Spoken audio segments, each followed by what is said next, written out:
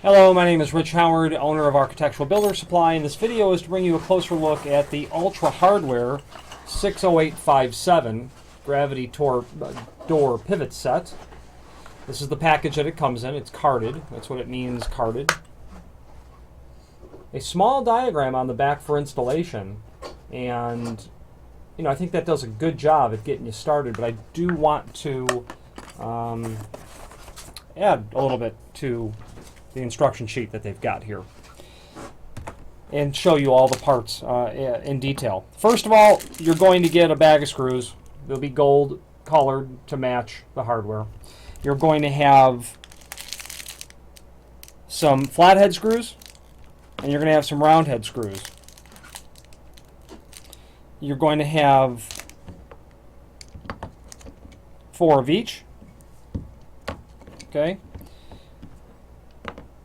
You'll use 2 roundhead screws for the top pivot assembly, and that's what that looks like. This is the portion that mounts to the jamb.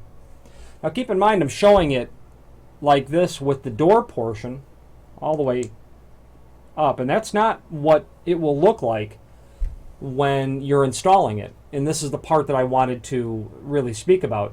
You're going to need to leave this gap here because as the gravity pivot, as the door swings, the pivot's going to rise like that. If you install it tight like this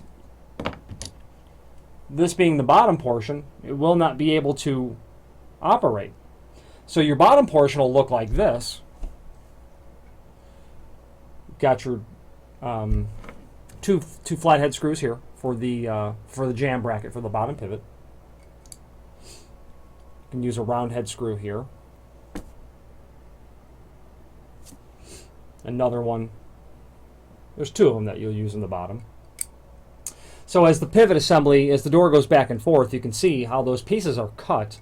It will cause the door to self-center and close back down. Okay, but as a result of that action of it rising, that's where you've got to leave that tolerance, that gap up at the top pivot.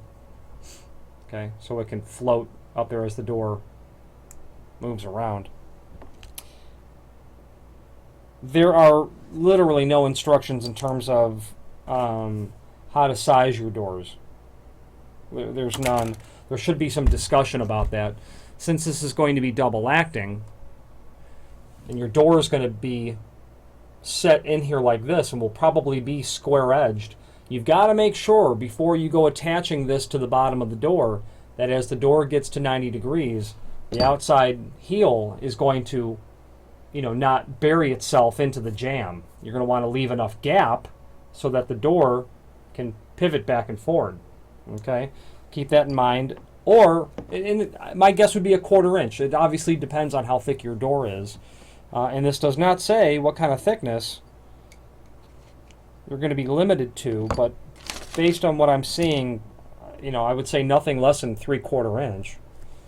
And there's no maximum on the thickness, except the gap between the frame and the edge of the door is going to be directly related to how thick of an item you're fitting in there.